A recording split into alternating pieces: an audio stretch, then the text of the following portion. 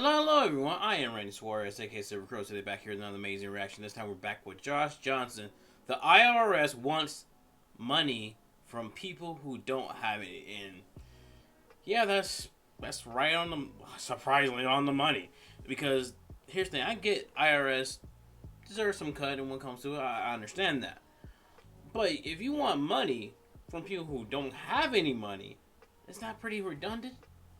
But I don't know. I digress on that one. You like any of this content, please like, comment, and subscribe to my channel. Like, comment, and subscribe to Josh Johnson. And I will leave the original link to this video down below so you can watch it uninterrupted. Link to my Twitter, Instagram, and TikTok. You'll follow me on those social platforms. Link to my Cashapp. Feel rich enough to donate. Whatever you want to donate is fine. Don't. That's fine as well. Sit there and super thanks.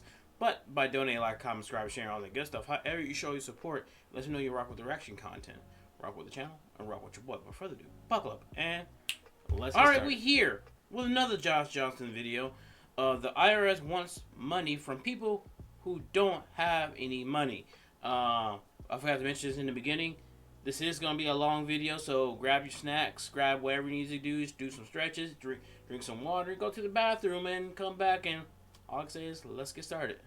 I don't know about y'all, but I just paid my taxes and they got me. They got you. Oh, they got me good. Oh, they got me real good. I was wondering if they would get me, and then they were like, "No, we didn't forget about you.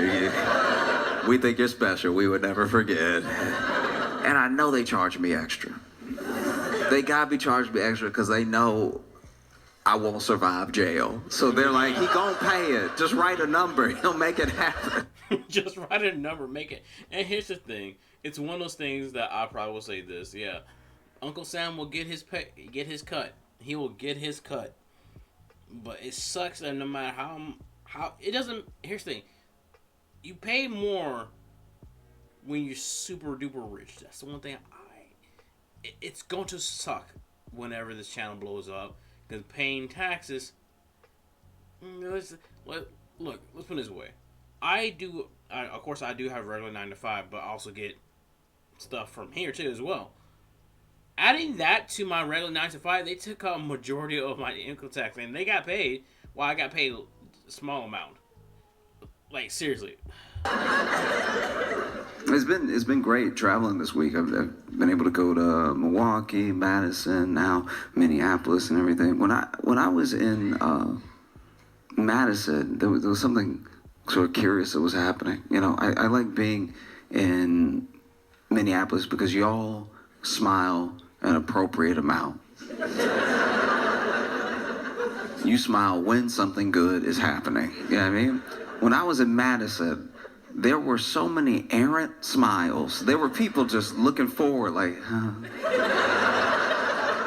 I've never been in a city. I told them this too. I told them this to their face. I was like, y'all all walk like you walk into the light. Like, this is crazy. It's like you accepting, like. I try to be a jolly person, but this is insane.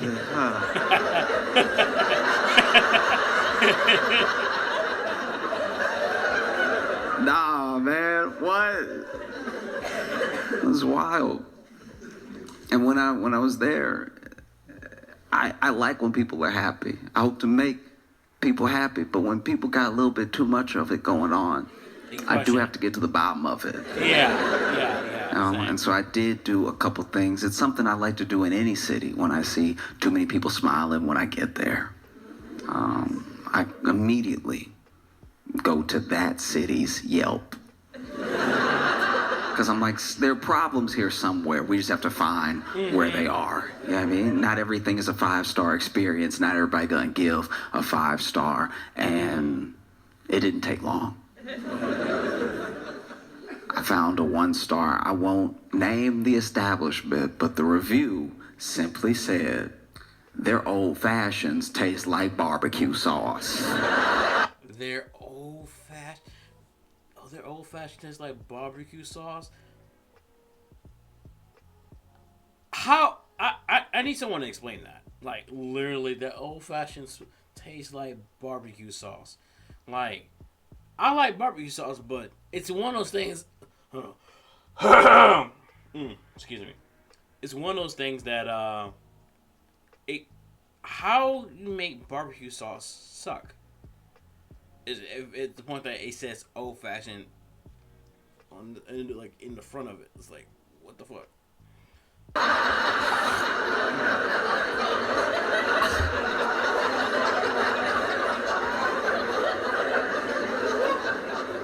Let's be clear about something. You have to have such a fundamental understanding of how old fashions and barbecue sauce taste to take a sip of alcohol and go, nah, that's Sweet Baby Ray's. I know. Oh, the alcohol. Okay, yeah. Why your alcohol taste like barbecue sauce, man? What the fuck? That's weird. Sweet Baby Ray's, when I taste it, you not slick, just because you thinned it up a little bit.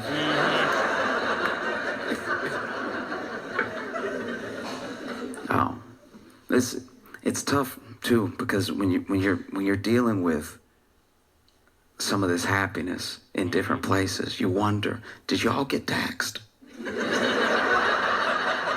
Do you know what I mean? They must have skipped over y'all if y'all so happy all the time.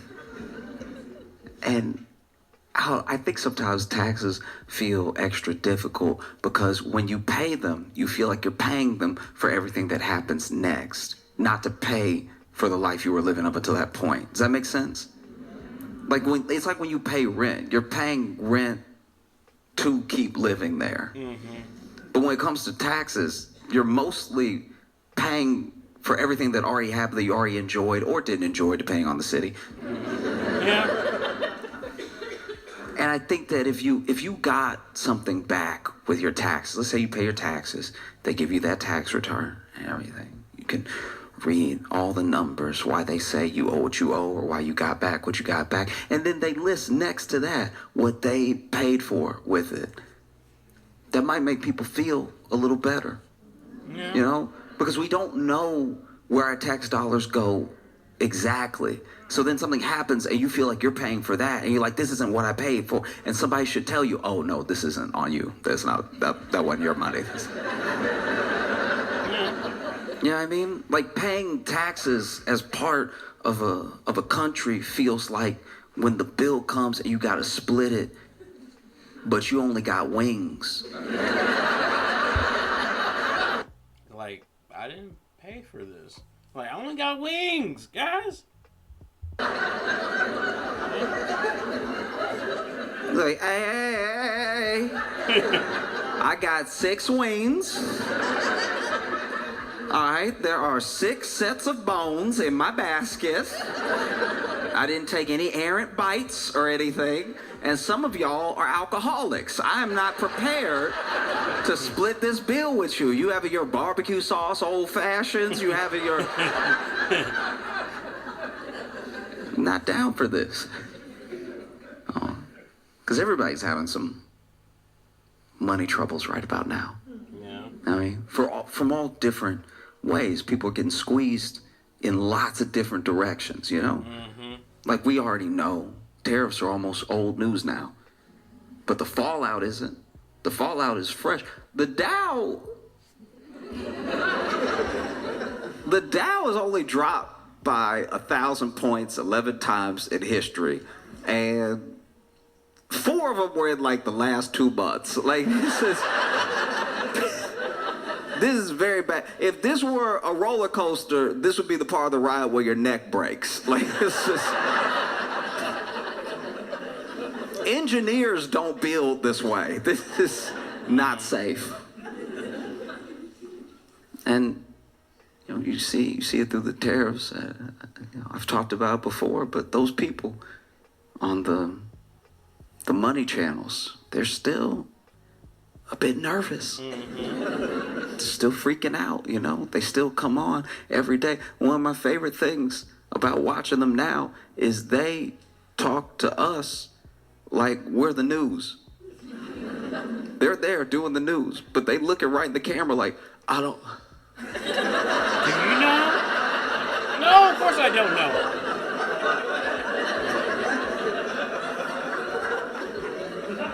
What y'all think?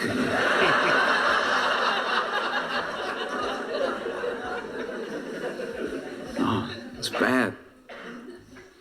You know, like just this week, you had people losing money in all sorts of ways. I mean, Christy Nome.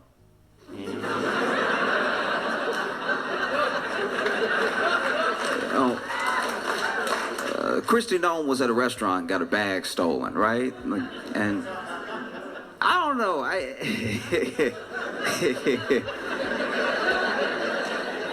It is wild. Okay, because then you have to. Okay, I'm trying to figure out how to put this. Okay, so then when you report your bag as stolen, right, and you gotta list the contents of your bag, her bag had her driver's license in it, had her passport in it. She had $3,000 in cash in her bag. Damn. $3,000 in American dollars. $3,000 in cash. No. What you doing, Christy? That's For real.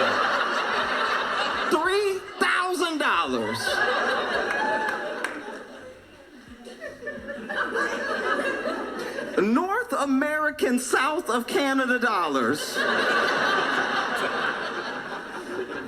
She had $3,000. That would make sense if this was like the 90s. Yeah. It's the 90s. You got it like that. You got 3,000 on you. Okay, you might see a food truck want to treat the town.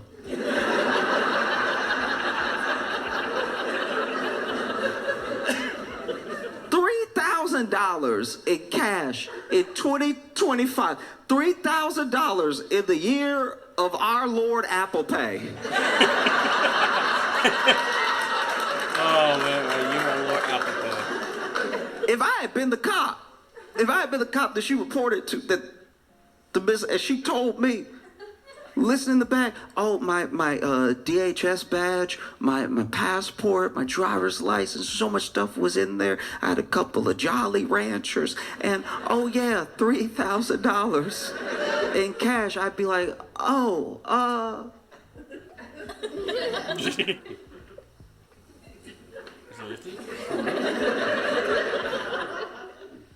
do you rap or something? Like, why do you have that much cash on you?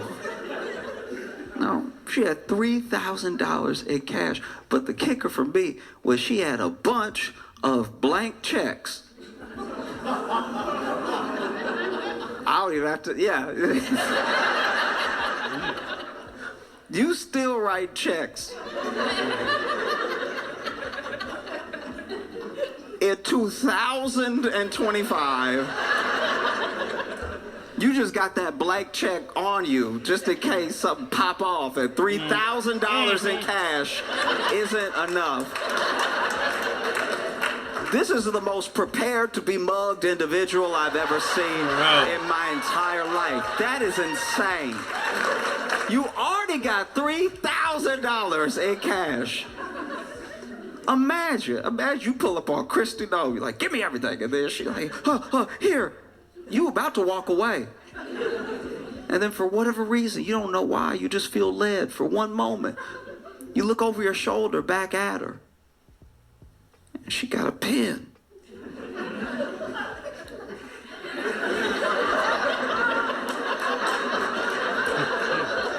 You said give you everything,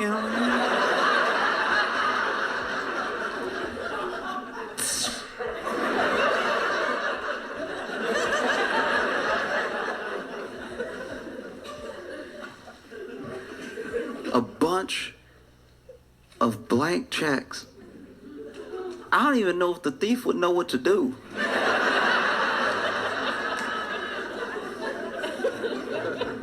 Like, there used to be whole departments dedicated to check fraud. And now Still it's like is. two dudes. People are not writing checks like that anymore.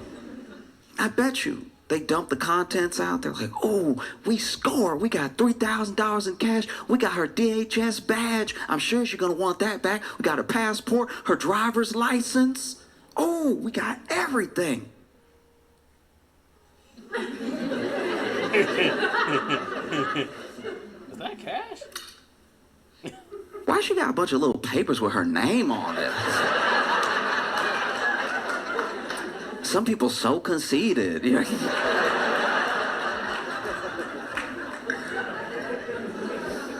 No, because I had an incident happen to me when I was in college, where I left for the break, and when I got back, the RA, resident assistant, comes up to me as soon as I get back on campus, and she's like, "Hey, I'm gonna walk with you to your room." Now, you could get in trouble at the school I was in. It was a dry campus. You could get in trouble for like having alcohol in your room, or like if they found anything. Sometimes if there was even a whisper of something in your room, they'd at least want to check it out. And so I didn't know if maybe somebody had said something. I lived in my own room. I had my own like dorm room by myself, and so I was like, I know nothing should be in there that I don't know about, unless maybe I left it unlocked. Somebody put something in there. I don't know. So I'm kind of freaking out on the walk to get to my room, and then I go ahead, I open the door, and before I open the door, she's like, "Okay, don't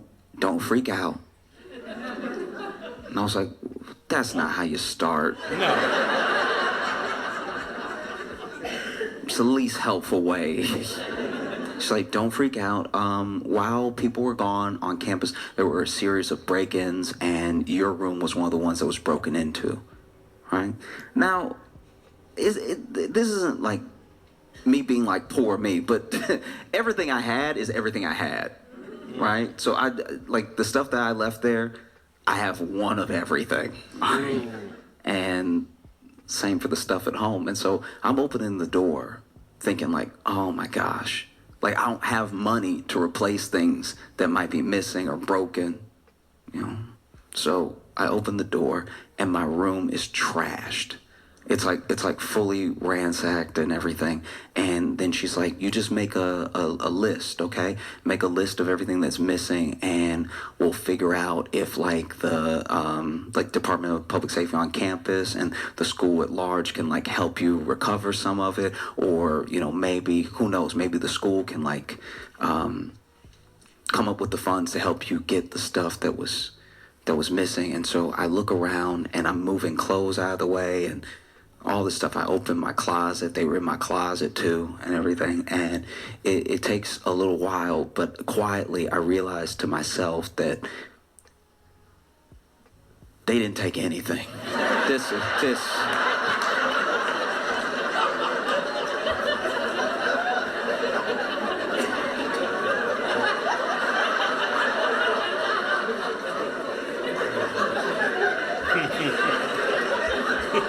I don't know if he's disappointed or like he's disappointed and upset that they didn't take anything. And he said that's a good thing, but at the same time, if they didn't really take anything of value of yours that I thought they were of value, it does say a lot, and I guess into their eyes. I mean, look, I got robbed before, not this place, but the place that I used to stay with my dad at the time. And this is when I was 15. I think I already told this story. To sum it up, place got robbed. They basically stole a majority of everything that's electronic that wasn't nailed down, that weren't dishes and anything. They banged on my dad's bed. They stole my dad's both of his TVs, which is flat screen at the time. They didn't steal they only stole one thing from me, which is one of my swords. But they couldn't take anything else because, well, they couldn't take the box TV because it was heavy. Because I had a box TV. Do you know how embarrassing it is? To get your place broken into, and a thief is like, "I'm good. Nah.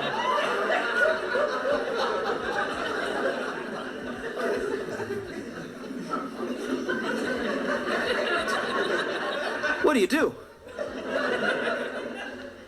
What do you do? I'm in my head, quietly walking around. RA is still standing in the doorway and everything. I'm getting defensive in my head. I'm like, all right, I got a couple of good DVDs. All right, they not Fight Club fans. Like,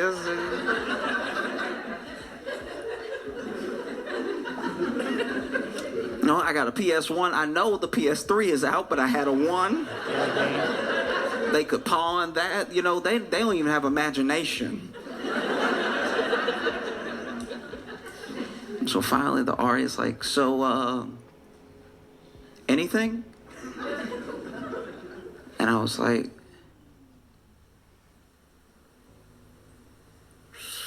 yeah, they took my Gucci watch. Anything Gucci watch? I had 2 Chanel bracelets. You gotta put the bracelets down. Please write the bracelets down, okay? And I had about $3,000 in cash. You know?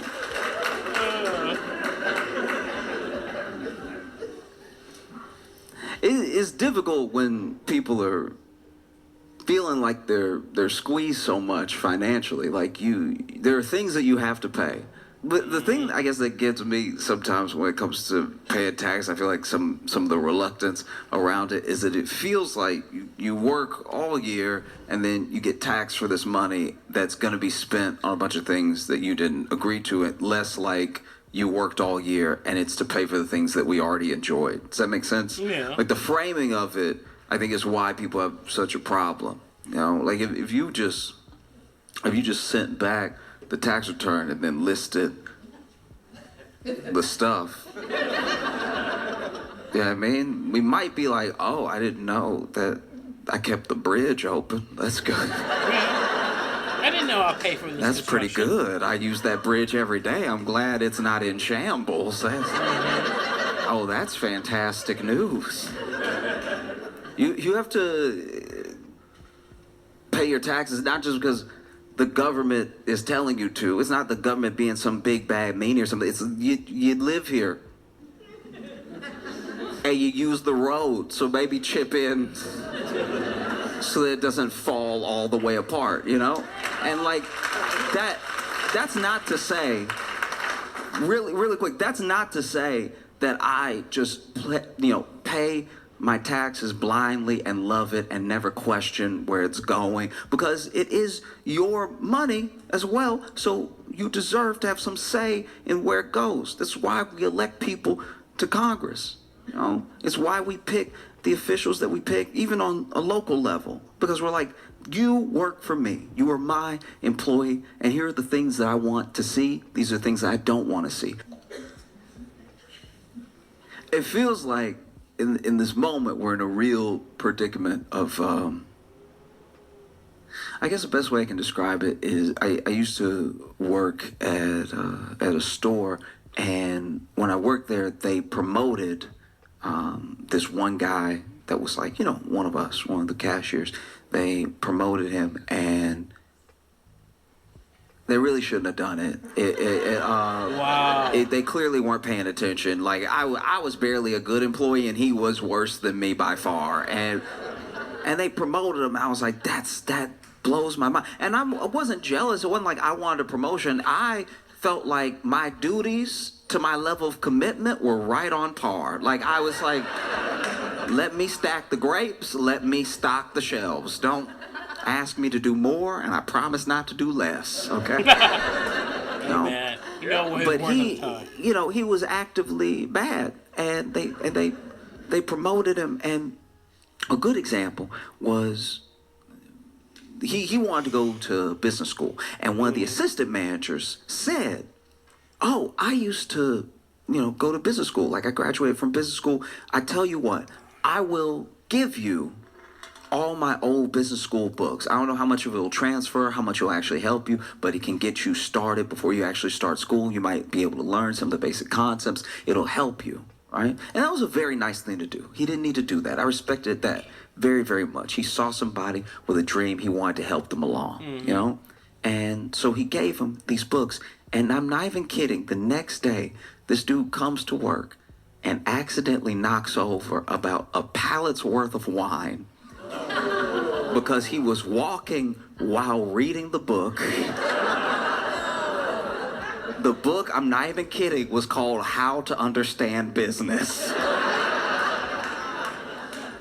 And this is who you promoted. You know, we're in the business of selling groceries. We buy groceries from places, we hold them until people want to buy them from us, and then we sell them to them. We're in the business of buying and selling groceries. He will stand in direct conflict with our ability to buy and sell groceries. And you've promoted him. Yo, we're in a similar predicament now.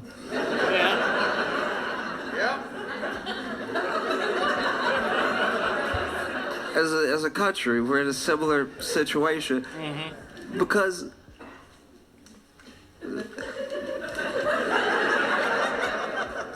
Pete Hegseth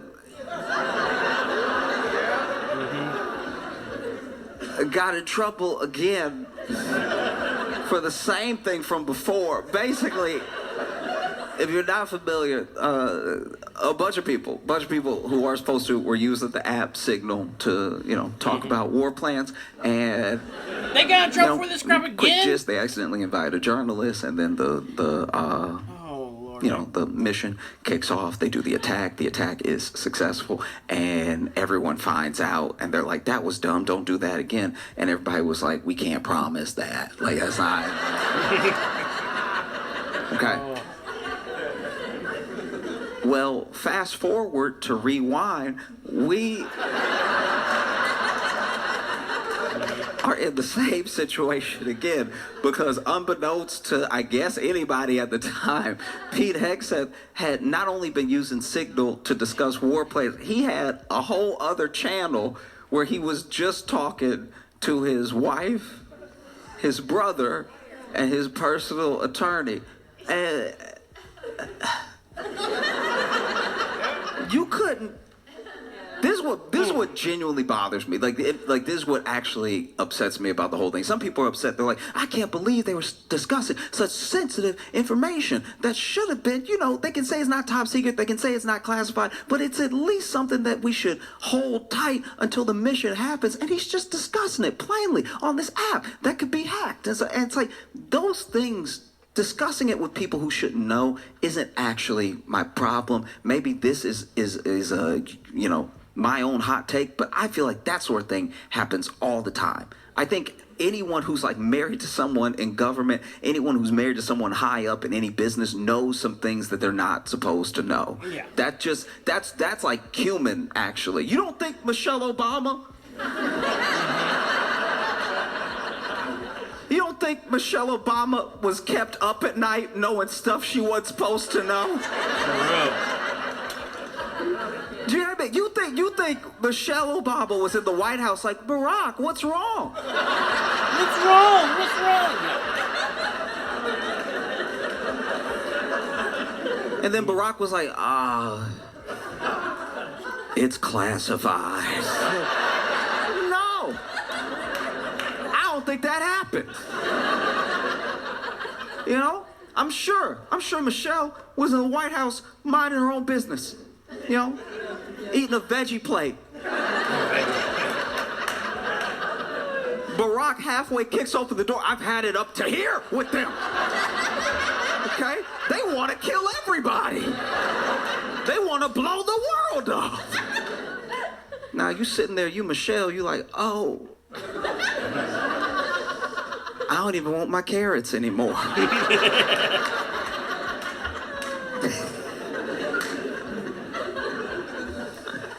Oh, no. The thing that bothers me is that Pete just couldn't be professional, and wait for an hour till he got home to tell her in person. Like, just do it the way people normally do it. Walk in the door, be like, you won't believe. Like, that's the way you do it. But when I pay my taxes, I do get upset when I see it blatantly being misused. Like when Pete Hegseth is supposedly building a $40,000 studio in the Pentagon to do his makeup before he goes on TV. I'm like, that, if even $1 of that is mine, I'm very upset. Like, I I'm not saying I'm the whole 40, but like, that's so insane. Mm-hmm. Secretary of in the makeup room. Should he be at war? Like for real?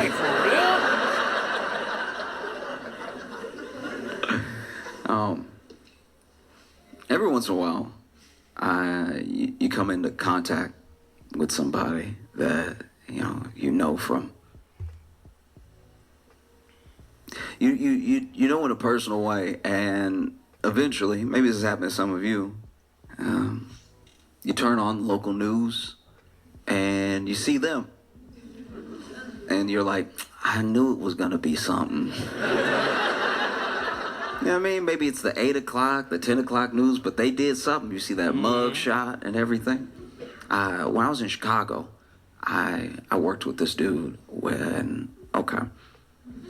at our job, in the break room, we had a light sensor for the light switch. So you could just press it, lights come on, or, if nobody was in there or if you didn't move for long enough, lights go off, right? Yeah.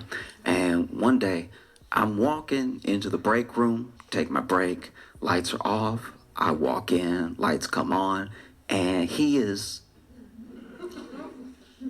sitting there, already in the break room, eating barbecue. In the dark? And let me go out on a limb right now and say that if you eat barbecue in the dark... He is in the dark. You're a psychopath. You're a psychopath. You are a murderer, okay? Like, straight up facts, because at the end of the day, I turn on the light and just... Like, bro, you eating in the dark. Barbecue. Yeah, you're a psychopath. You're a murderer. You're already guilty in my mind. If you are that comfortable with bones in the dark, there's no telling what else you're capable of. If you are that comfortable slipping and sliding on your teeth and tongue, barbecue is messy enough in the light. In the dark. You should have seen his face when the lights came on. Uh-oh.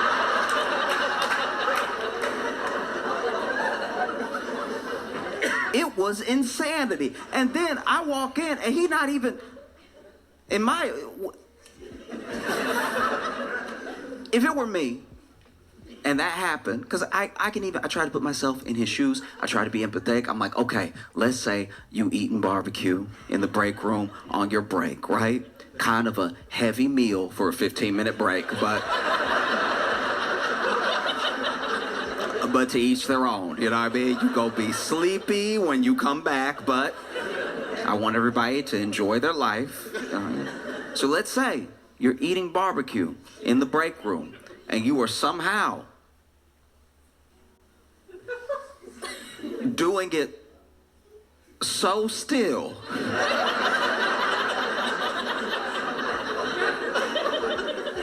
I'm not saying he should be hitting the rib like corn on the cob. You know what I mean? I'm not like I'm not saying he should be digging into it with his face. Like,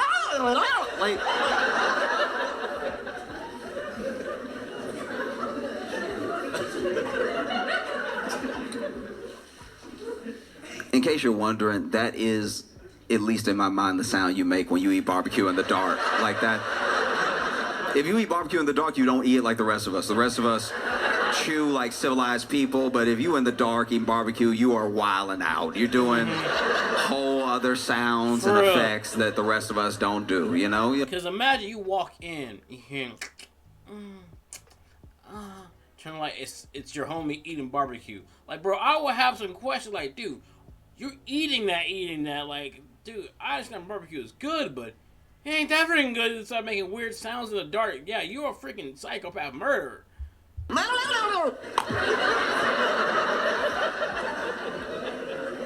I'm not saying that you need to be doing a bunch of extra movements when you eat your barbecue. I'm just saying if you're doing it so still, you know, munch, munch, munch. Munch, munch, munch.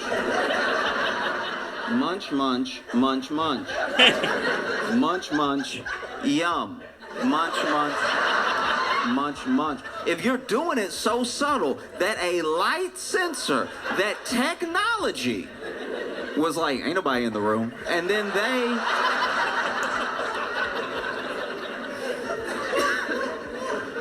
decide to shut the lights off on you, and you still did not feel led to change the conditions of your meal. If you were eating barbecue in the break room and then the lights go off and you're like, that's even better.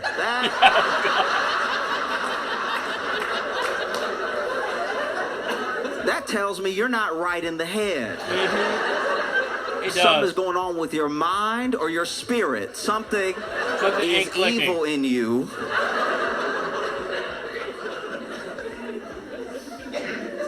Munching away. And then you think to yourself, oh, what if someone walks in? What if someone walks in and feels like, this is awkward. This is weird. I would hate for them to judge me and my entire personality based off of one instance, you know? Maybe I should get up and paw my way. If the lights don't come on, to the light switch and press it so the lights come on and the room is once again filled with God's holy light.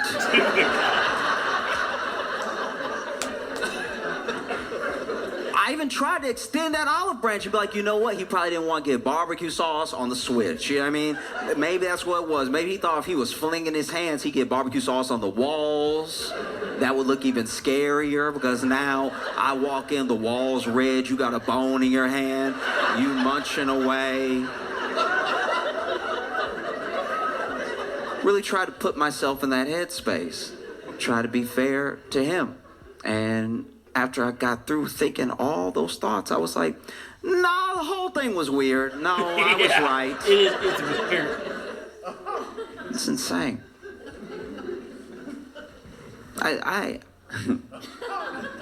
Okay. Side note. I left that job, right? And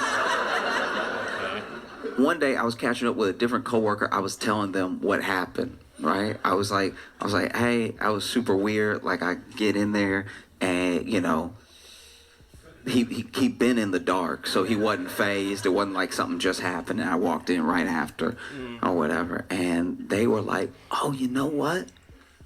I didn't want to tell anybody. But the same thing happened to me. Which means on a different day, this man was eating barbecue so gentle that he lost the light again. And this dude, okay, so look, so my coworker told me, they were like, no, okay, so when I walked in, that light, I think, was genuinely broken because I walked in and it was still dark. Like, it didn't just come on because I swung the door open, right?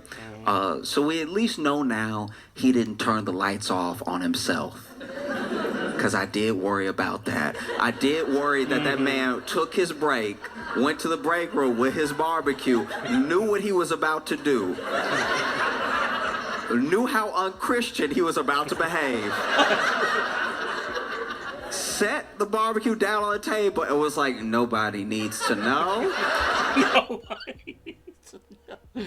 I'm about to go in on this barbecue. Nobody needs to know. Click. Like, bro, psychopath. Oh, yeah.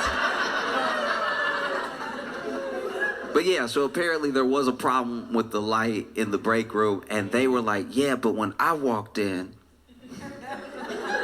he was eating the barbecue, and I'm pretty sure he was choking.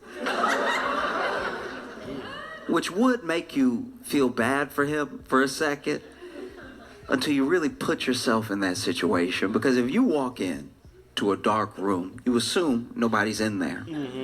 And the sound of someone choking on barbecue in a dark room does sound like a demon. It does sound... It does sound like a demon. If you walk in, it's like... No, do it real quick. Close your eyes. Close your eyes real quick. I want everybody to close their eyes. Close your eyes. Close your eyes. Close your eyes.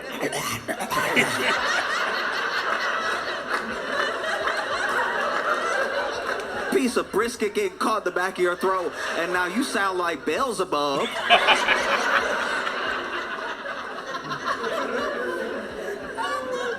No. And so then when the light when the light from the doors spilled in, they saw him. And they couldn't really make him out. Because they were kind of blocking the light themselves, just standing in the doorway. And they said that they just saw him, like, eating in the corner. Which, why are you facing the wall?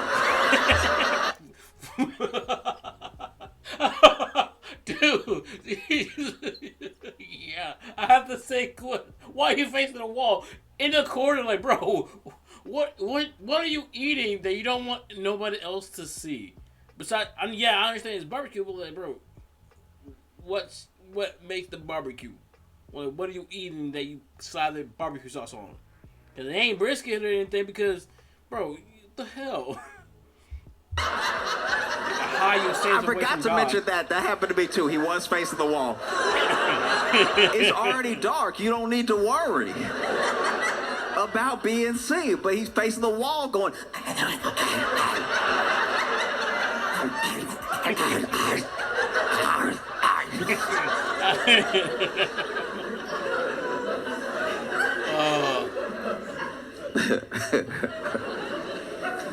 I was like, what did you do? What did you do when that happened? And they were like, I thought it was a demon. I yelled out loud, I rebuke you.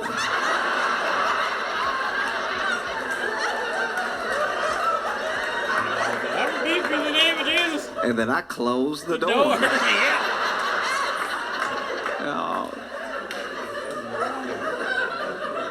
Oh, man.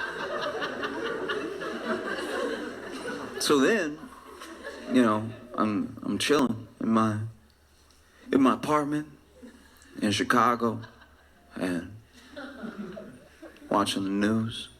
Oh no.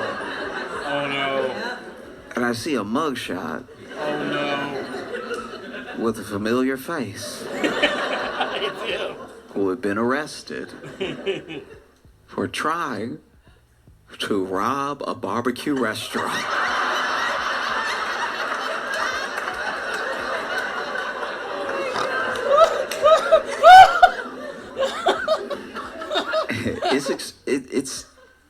It's especially tough right now because I think people are getting squeezed from more angles than we thought was possible, right? Yeah. It's like, you know, wages aren't increasing, jobs are hard to come by because of layoffs. Some of the layoffs are like the seasonal layoffs when, you know, companies restructure and everything, things that we're actually used to. But then some of them are people losing their jobs in government. Some people are losing their jobs in the private sector in place of potential like AI advancements and stuff, all while you have the tariffs going on.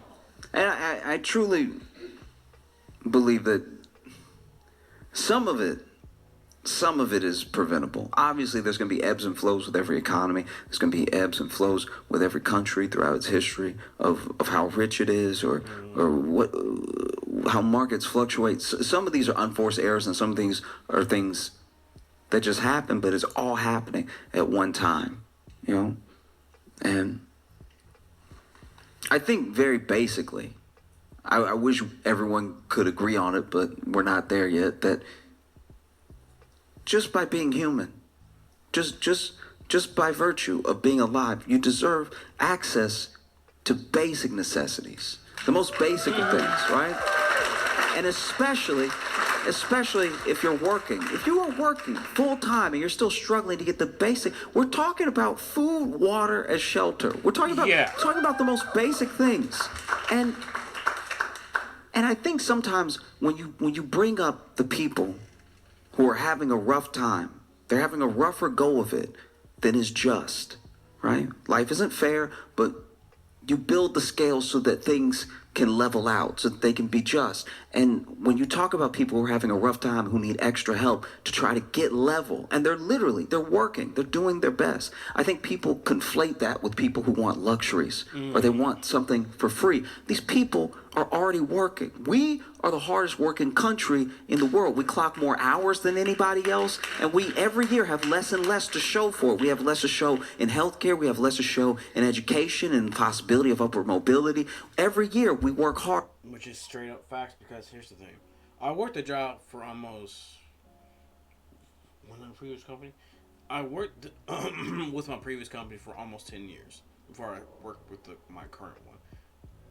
Never once I had insurance and they offered it, and I was thinking about getting it, but doing my own background research on the insurance that they have with the company and a lot of negativity that comes with the response, it was hard to turn. It shouldn't be hard to get the basic health insurance, but it is. There's certain jobs, like now, yes, I do have like full coverage for myself in general when it comes to medical, dental, and all the stuff like that now. But I couldn't get with the previous company because what they had wasn't up to par. Like it didn't cover the basic. It didn't. You have to, and each time they always ask hey, do you want this, that? The conditions, the terms just gets worse and worse. So yeah, it's one of those situations that I'm like, when it comes to insurance in general for health, it should not be this hard, but yet it is. And every year we have less. We take less vacation days than pretty much anyone in the world. And for all of our hard work, we are not seeing the fruits of our labor. Mm-hmm. And there are people who will tell you, oh, but if you just work a little bit harder, if you just do it this way, oh, I'm smart, I figured it out, you will too. It's people who are not addressing the fact that everyone does not get a fair shake. Yeah. You know? Like, you only need to look at me as an example. You don't think I want to be in the NBA?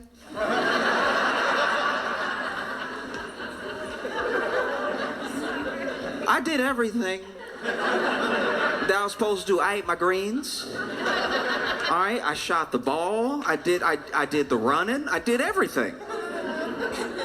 But trust me, if I show up to an open tryout and shoot my shot for whatever team will have me, they will be calling security. Yeah. And finances work in a similar way. I'm not coming down on anybody who came up well, went to a good school, and then through that good school, you made a connection which got you your job, which affords you your lifestyle. I'm not saying you don't work hard. I'm saying everyone doesn't have that same opportunity, you know? Yeah. And I think that at the very basis, right? At the very basis of food, water, and shelter, people get it in their head that even shelter means, a lavish house or something. Lavish. I'm not talking about lavish things. I'm talking about enough to get by. Everyone's fighting to get by. When you talk to people who don't have about what they want, they just want to be level. You know, they're not asking for expensive, lavish things like outdoor furniture. Patio furniture is ridiculously expensive. It doesn't make sense. It doesn't make sense. It's literally outside. You don't even want it in your home. It's almost trash. I don't care how comfortable it is. You literally let it get rained on.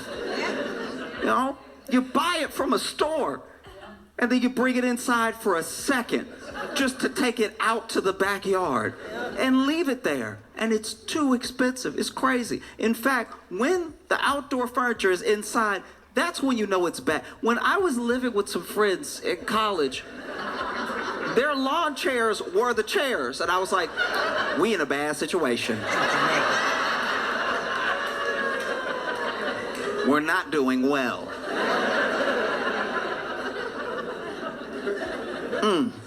You got the patio furniture for the TV. We about to die tomorrow.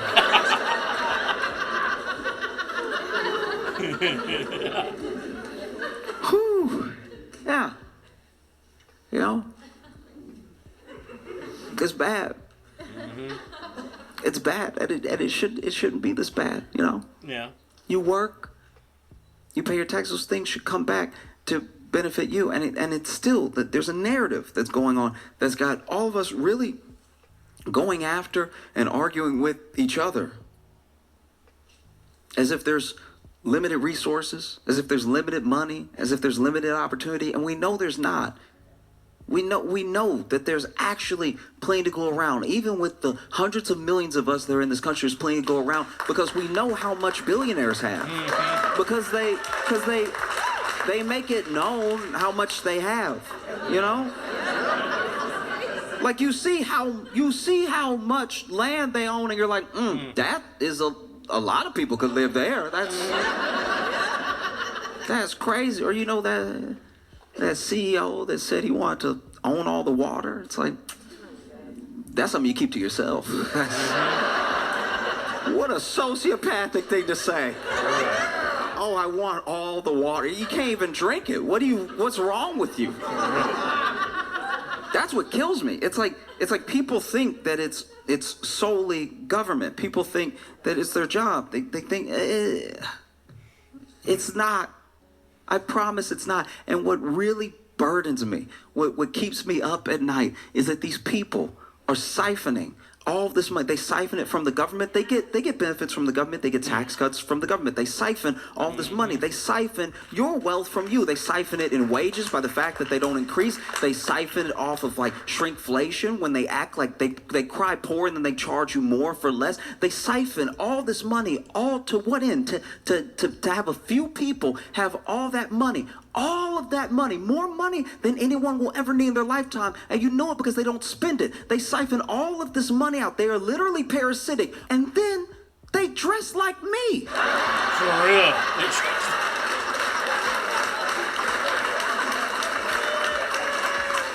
That's to dress like the common person and have a shit ton of money. It's the ultimate flex and disrespect in the weirdest way. At least dress somewhere in the middle. That's all I can say. If you have money, dress like Mr. Beast or anyone else. Dress somewhere in the middle. Not. It gets weird. Let's say that. It does get weird. oh crazy. You have all the money in the world, and you look like me. What are you doing? That's so crazy. Oh, it doesn't have to be this way. And then I know sometimes you can feel powerless, especially when the big thing is happening. When the big thing is just going, you know? But it does, with a movement towards any action that is based in the people's wishes, it has to come to fruition. Yes. In any instance. And you see it all over the world. You see people rise up in whatever form it takes to make their voices heard. And it's still very much possible. I know that there's a narrative out there that you're like a cog, that there's nothing you can do, and that you might as well just scrounge up as many pennies as you can to get by, and that'll be the best you can ask out of life. You know? It's to the point now where even people who cross over that $1 million threshold, they enter that tax bracket, they still feel that way. You could make $500,000. You could have $300,000 saved up, and you might sell something within your company, make another $200,000. You might cross that $1 million threshold, even by just a little bit, and still be like, I'm barely getting by. And people roll their eyes at that. They scoff at that. But the way that things are set up, unless you... It's the discussion I did have with my fiance, is... It's one of those things, or anyone in general. It's like you also have to think about the different tax bracket of some people are in. When people say, "Oh, they're well off," that means you're rich. No, some people are legit is well off. Period. Not just rich; they just well off. There are different ways of being rich or being well off. Like people assume it just because they sound the same does not mean they are the same. That's why I can put it. Rich is. If you say you're rich and actually have the buttload to say I'm rich, then you're rich. But if you're saying, no, I'm really well off, and like with nonchalant, like, yeah, that sounds about right. You know, it's one of those things that, because at the end of the day, you're still working to add more into that, you know, in general. Yeah, it may be working less, but you're working more to make sure the income is still coming in. Uber rich, it's very easy to drop right out of that tax bracket. Right out, none of that is certain. You know, small business owners, some of them could be considered millionaires, but they'll tell you, they're like, my actual business and the people that I care for, the employees that I employ that depend on me for their benefits, for their livelihood, it's like we are month to month, right? So this structure doesn't end at just taking care of yourself. And it's why everybody, to the best of our ability, we have to be looking at the whole. The way that they play it is the way that benefits them every single time. Someone who's already a billionaire would love for you to just try to be like me. You can do it if you work hard enough. That's the narrative out there. They don't talk about how many government benefits they get, how many tax cuts they get, that they were born rich. They don't let any of that into the story because it would kind of ruin the whole thing. You know what I mean? So, you know, it's literally it's up to you, because we're already there. We're already in a place where I don't see how things are just going to get better by themselves. People are putting burritos on layaway. That's insane. That's weird. That's so crazy. There are apps now that they come to you and they're like, hey, we'll let you finance your lunch, dog. You know, pay $3 now, we got you. And they do. They have you. And they don't let go. And before you know it, it's been a month, and that burrito that was $12 when you didn't have it is $65 now when you're done paying for it. And it wasn't worth it. And it siphoned more from you. The things that weren't already taken. They can take your wealth. They're taking it now.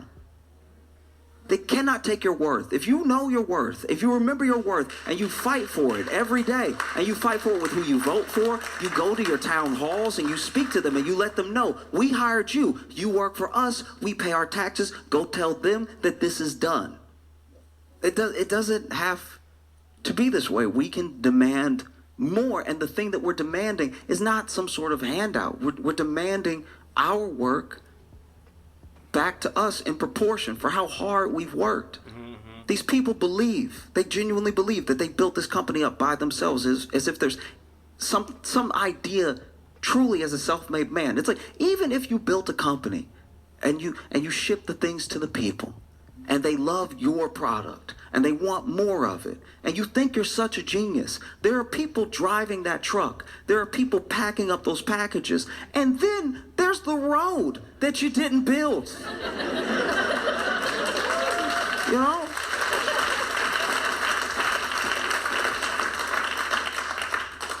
In what world should it be like this? That's crazy. And then the narrative gets put back on us, that we deserve these pennies, that we deserve such a small share of the thing that we helped build. Look around. Really look around when you walk around your city. Really look around when you travel. Wherever you go in America, no matter who you are, we built this. We built this together. We built it. And I'm not even saying that these like titans of industry don't hold a part in it. I'm not discounting someone having an idea and through ingenuity bring it to fruition to the point where they employ people, to the point where people depend on them. But there are responsibilities that come with that sort of thing. Yes, you know, there are. I wanted to start a candy company, and I was like, nah, I'm actually going to be a terrible boss. I'd be a terrible boss. You know, I'd be in there in the candy factory eating all the chocolate, making myself sick, and then when people come to the factory to look at our chocolate, they'd be like, the boss is in the bathroom throwing up again because he's a child that can't stop himself. And that's why I didn't start a business, because I was like, you know, there are other people that are better at it. It's tough. You know, you shouldn't be put in a position where you got to put barbecue that you eat in the dark on layaway. Like that's insane. That's insane. But yeah, it's one of those things. Like, yes, we need to show that we're more what we just simply say. We're more what we were. Show our worth. Like, it's the issue that I had with my previous job.